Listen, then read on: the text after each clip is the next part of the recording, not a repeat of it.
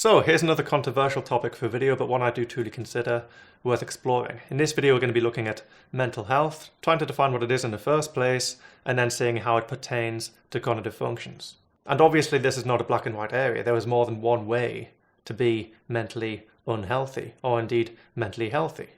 And as such I'm going to touch lightly on how certain types are more at risk of a certain kind of mental imbalance, shall we say, than other ones. And yeah, I use the word balance here because I do not ascribe to the highly polarized what is mental health and does it even exist in the first place argument. Because on one extreme there's a very specific and indeed rather extroverted definition of what mental health entails. And I say the word extroverted because it doesn't actually pertain to what's actually going on inside your head per se. It's rather a checklist of things you need to be seen to be doing in order to be deemed by other people mentally fit. You know how it is, get good grades, get a job, save for your old age, get married, have kids, etc. This is how you need to look, this is what you're supposed to say, this is the path of life that you're supposed to follow, and these are the recreational activities you need to be doing. And of course, if you fail to meet any of these here prerequisites, you'll be presumed to be on some level mentally unhealthy. And while this is a highly superficial and indeed heuristical way of looking at mental health, there is yet a grain of truth to be taken from this list.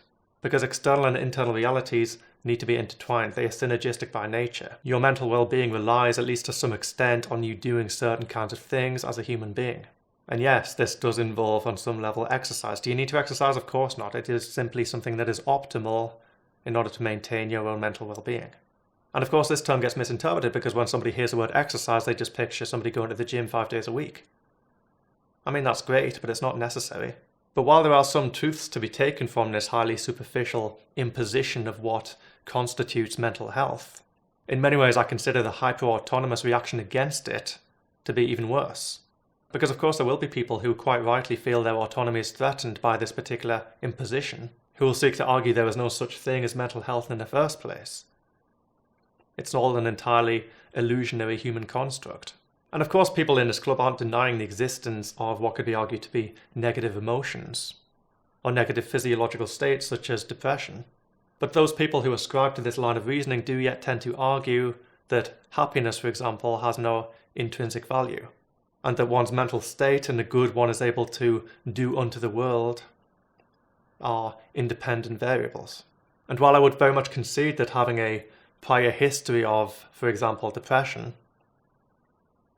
may allow one to empathize better with people who are in a similar position, and may even propel forward a more altruistic agenda than what would have been present had depression never taken place. It would be very difficult, not impossible, but very difficult to engage in such philanthropy if your brain is not producing the dopamine necessary to get your foot out of the door in the first place. Because yeah, mental health does exist. Your brain is an organ just like all of the other organs in your body. And since the vast majority of compassionate behavior is active in nature, your brain needs to be producing a healthy amount of this neurotransmitter. And if your brain is not producing enough serotonin, for example, no matter how much good you achieve, you will never feel satisfied. And while that might sound like a good thing at the onset, repetition of complete and utter dissatisfaction with one's work can cause depression and the subsequent absence of dopamine. Guess what also gets produced in the brain? Melatonin. Guess what's a precursor to melatonin? Serotonin. If you're not producing enough melatonin, you will get inadequate amounts of sleep. Initially that's going to affect your tolerance, your sociability, your ability to concentrate, and long term it's going to lead to depression at the best, and more serious biological complications at the worst. Because the body and the mind have a synergistic relationship, you cannot just separate one from the other and proceed to argue there is no such thing as mental health. So I like to perceive the concept of mental health as a form of homeostasis. Do you feel motivated to get up in the morning? Are you looking forward to your day? Are you looking forward to meaningful experiences and activities? Is your life satisfying? Do you spend a decent amount of time feeling satiated on some level? And while mental health is nowhere as simple as I am so far making it out to be, there is a physiological factor involved. And that's adequate neurotransmitter production and neuroreceptor sensitivity. And before I jump right into the second half of this video where we start looking at cognitive functions, I do want to point out there was a positive correlation between this very sediment of mental health, brain health if you like, and solid nutrition and exercise. But the fact is the brain is a very complex organ. It's not just a matter of getting your neurotransmitters in check. It's not just a matter of having a good diet and a solid exercise regime. I mean, of course these things are great, But the brain is unique among the organs in that it has to allow itself to be healthy in the first place, because a huge amount of our mental well-being is dictated by the relationship between the way we perceive ourselves and the world that we perceive around us. And now we get into the cognitive part, because our cognitive functions and our relationship to them influence not only how we interact with the world, but how we perceive the world in the first place. And it can literally be as extreme as a certain thing happens to one person and they perceive it as a good thing, whereas another person in exactly the same position, who benefit from it just as much, interpret it completely differently. Or rather than looking at the act itself, looking at the position they are now in, if this situation was caused by another person, whether or not it benefits them, they may look instead towards the intentions of that person. And another person of a different cognitive persuasion, or at the least a different relationship to their respective cognitive functions, may not want a good thing to happen to them if they themselves did not control it. Because if they did not control it, they cannot trust it. So our cognition really does affect the extent to which we can allow ourselves to be happy in specific circumstances. An introverted feeling dominant in ISFP and an INFP. This isn't going to be across the board, but oftentimes this type will be more likely to enjoy a good thing without needing to be the one who instigated that good thing in the first place. Whereas, for example, an introverted thinking dominant, or indeed even an extroverted feeling dominant with a fair degree of extroverted thinking dipping from the dominant position, would not necessarily allow themselves to be happy, of course speaking in generalizations, with something if they did not directly cause it, or if they do not have a direct ongoing relationship with it. Because generally speaking, divergent feeling happens to the world, whereas convergent feeling has the world happen to it. And thus even an extroverted feeling dominant dipping down into extroverted thinking is subsequently rendering their feeling more divergent than it was previously. And similarly, an INFP and an ISFP dipping down into introverted thinking, or swiveling on the dominant axis in order to engage fully extroverted thinking as a lead function, may in every way, shape and form desire and require that control in order to be happy with something. So there are no hard and fast rules here, there are simply predispositions, and traps anyone of any given type can fall into if they are not careful. So before this topic becomes any more convoluted, let's divide this up a little bit. First, looking at happiness, our ability to be satisfied with our work, the extent to which we can allow ourselves to anticipate future good things to happen to us. Do we consider ourselves worthy of being happy? Do we see happiness as something worth pursuing in the first place? Can we adapt to circumstances that do not go our way? Or will we instead fall into a pit of self-pity and general maladaptability? Can we adapt to the people around us? Can we develop strong and meaningful relationships? Can we be authentic with people, sufficient to allow them to fully trust us, born of that kind of deeper understanding? Allow people to know us on a deep level, and subsequently gain their trust? Do we feel satisfied enough with the outcomes of our life, so to allow for us to be, at least on some level, satiated, and subsequently allow our brain to develop that trust with reality, so as to allow for its continued sustenance? Do we feel sufficiently in control of our lives? Because if, for example, a convergent feeler does not believe in their ability to affect the world, and relies completely and utterly for the world to affect them instead, well, there was only so long the world can be expected to adapt itself and morph itself around the requirements of any given individual. But rather, if one enacts the changes one desires in reality consistently, favourable outcome can be anticipated as a consequence of one's agency. Whereas on the other side of the coin, if one was 100% convergent in one's employment of extroverted thinking, then there's no way you'll ever be able to be satisfied with anything, because the reality is you'll never be 100% in control. Good things that happen to you will not always be 100% as a result of your actions. There will always be a happenstance involved. And going on to the extroverted feeling component, if you do not allow other people to do good things for you and to help you, well, not only will you be going back to that TEFI axis, be unable to anticipate future good outcome, but you will also be unable to build trusting relationships. And ultimately, if you cannot delegate, if you cannot ask for help, if you cannot lean on others for support, and reciprocate that support insofar as is necessary in order to nurture and maintain those relationships in the first place, you are never going to be able to rely on reality to supply you with the sustenance you require. You see where I'm going here, don't you? It's all completely fluid. All of the cognitive functions and their impact upon one's mental health are utterly dependent upon each other. When you employ extroverted thinking, you cannot find happiness if you have not decided what makes you happy in the first place, if you have not decided who you are and what your desires are, and if you cannot convergently control those desires, it will cause not only a general inability to find any level of contentment, but also inhibit your ability to form meaningful relationships with other people. And of course, that dilemma is a precursor to loneliness. Loneliness begets existential angst, because if you cannot see yourself in others, you cannot see yourself at all. And I've talked about the different positions of the extroverted thinking and introverted feeling axis. I've talked about the relationship between extroverted thinking and extroverted feeling, but I've yet to explore the axis between extroverted feeling and introverted thinking. And I was speaking to a Patreon recently about the tendency in some circumstances for a psychiatrist to look more at a person's emotional state, and often paying comparatively little attention to any kind of logical conjecture the person will be making within that state. But the fact is, introverted thinking dips down into introverted feeling. The limbic is intrinsically connected to the cerebral. A negative emotional state can affect one's ability to think rationally,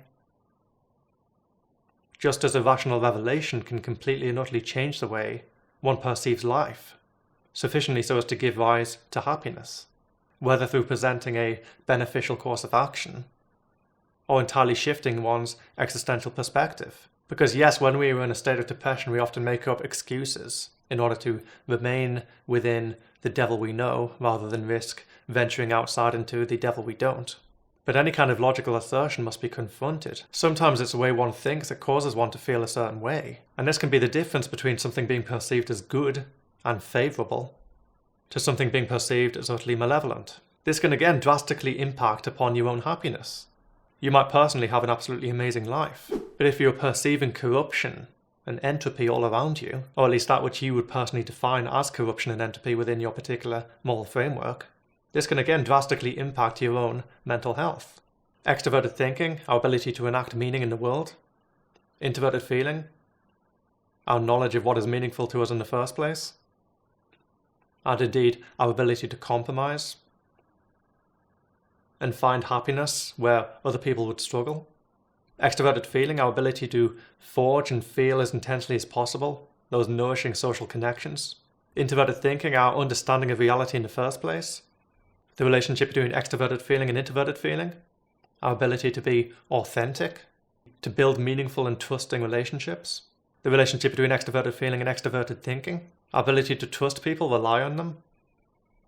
Network. Cooperate with others so as to more effectively realize our goals.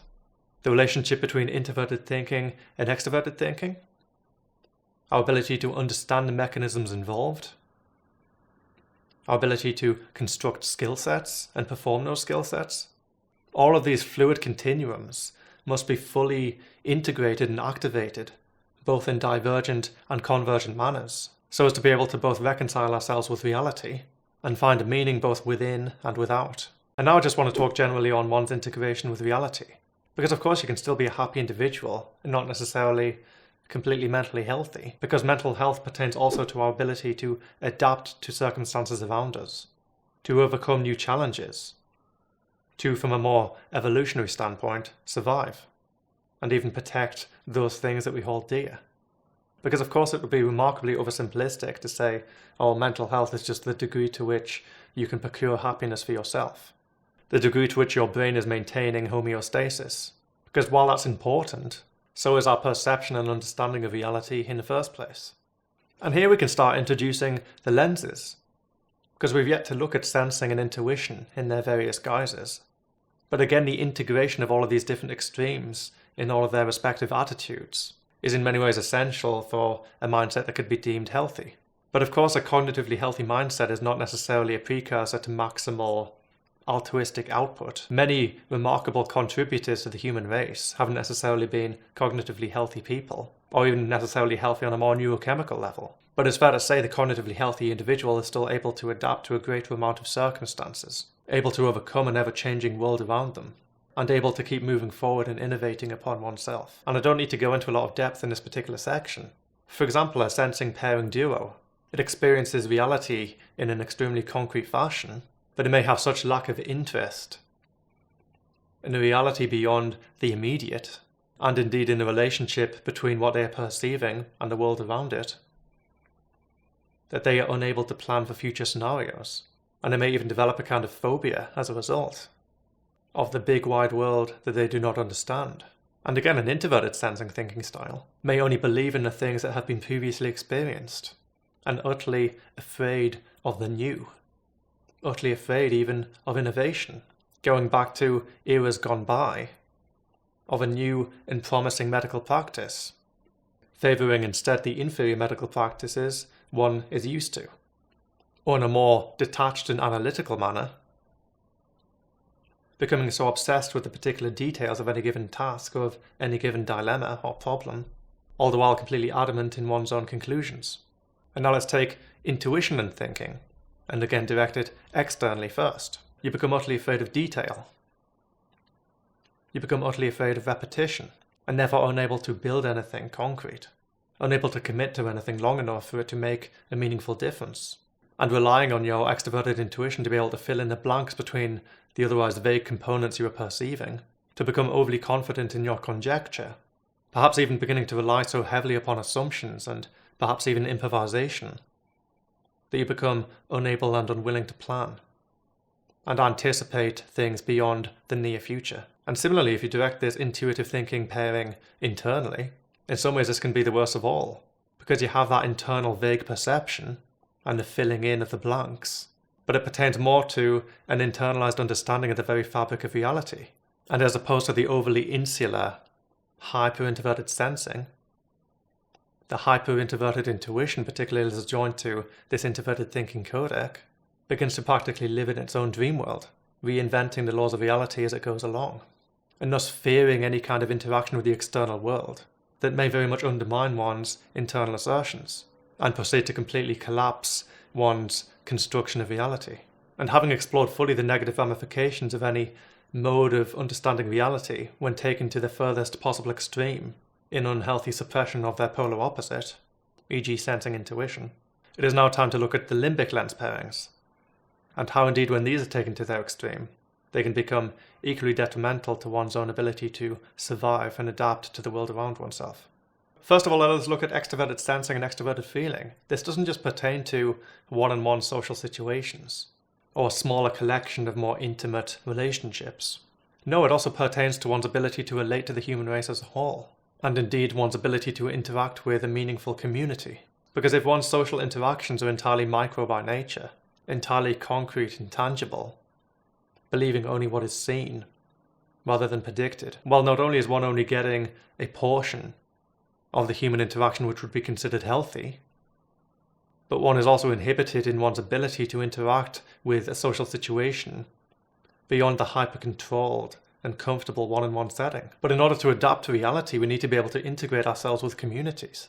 We cannot just continuously evade the spotlight, and we need to be able to anticipate the emotional responses of others.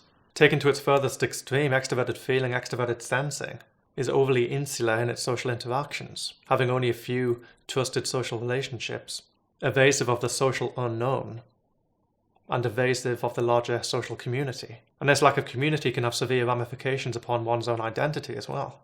But if we direct this lens codec pairing internally, you have somebody whose sense of identity and self is so concrete and cemented that they are completely unable to compromise, that they are completely unable to adapt themselves to the world around them, and depending upon the attitude of these respective functions, may feel perpetually disappointed that life is not living up to the very set and static ideals.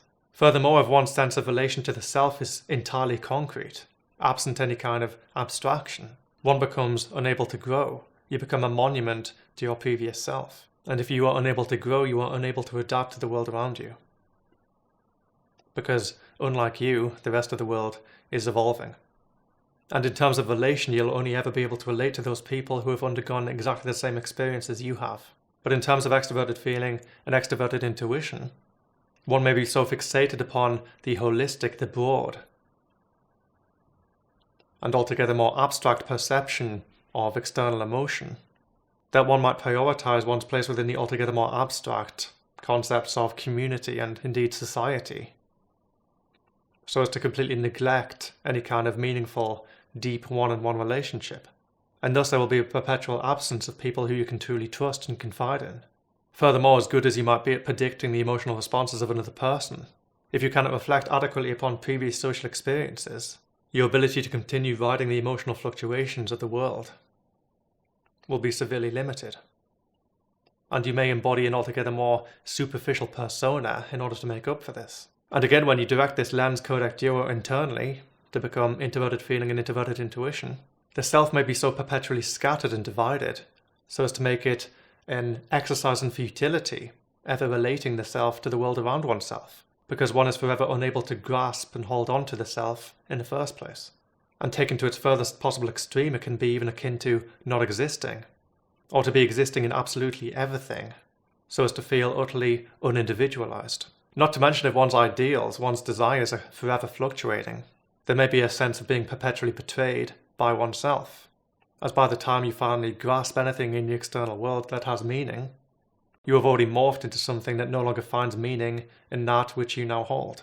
And so yeah, taking any kind of codec lens pairing of cognitive functions to the furthest possible extreme, completely and utterly disconnecting them from their natural antagonist, their natural opposite, can result in several equally unhealthy and maladaptive relations to the world around oneself. And in each and every one of these instances, one's ability to adapt and indeed survive becomes threatened. And this is why I am so glad cognitive types do not exist in the boxes they are commonly assigned. Because yeah, these boxes can be very useful in order to illuminate the differences between different extremes. But it is with a sense of relief that I tell you these extremes seldom exist. Any person even closely approximating any of those aforementioned states of cognitive unhealth, if you like, will still be very unlikely anywhere near that extreme. Because even in the most unindividuated individual, with an extremely unhealthy relationship with their opposing functions, will still have at least some sense of cognitive fluidity. An introverted intuitive dominant in such a state will still be dipping into introverted sensing to an extent. An ISFP in such a position still employing a degree of introverted sensing and introverted feeling. An ENFJ in such an instance still being a part of some kind of community. An ENFP still having some kind of long-term effect upon the world around them. So yeah, such extremes of cognitive unhealth don't really exist. But on some occasions we may veer closer towards them than would necessarily be optimal. And I've said it before and I'll say it again, the best type is generally speaking no type. Not in the sense that it's not awesome to have cognitive predispositions, but we do not want to be limited by these predispositions. And we want to foster and maintain a healthy relationship to every single corner of our cognitive map. So honestly, mental health is something of a massive topic. And while I certainly do not believe it is all intrinsically cognitive function based, I do believe one's knowledge of one's cognitive type can be used in a highly beneficial manner in order to evade the various pitfalls that one can fall into when trying to maintain not only happiness, but general understanding of and reconciliation with reality as a whole. So thank you so much for watching that video, especially if you made it this far. Thank you, you were awesome. If you know anyone who you think might benefit from the video, or just generally find it interesting, be sure to share it with them too. If you did enjoy the video, be sure to let me know by hitting that like button.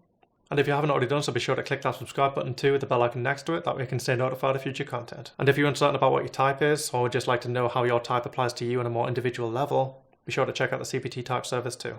CPT is on Patreon, so if you're interested in supporting the theory and the channel on that additional level, that'd be massively appreciated. But of course it goes without saying, I already massively appreciate your support over here. So thank you again for watching, and I will be back in a few days' time. For now, take care of yourself.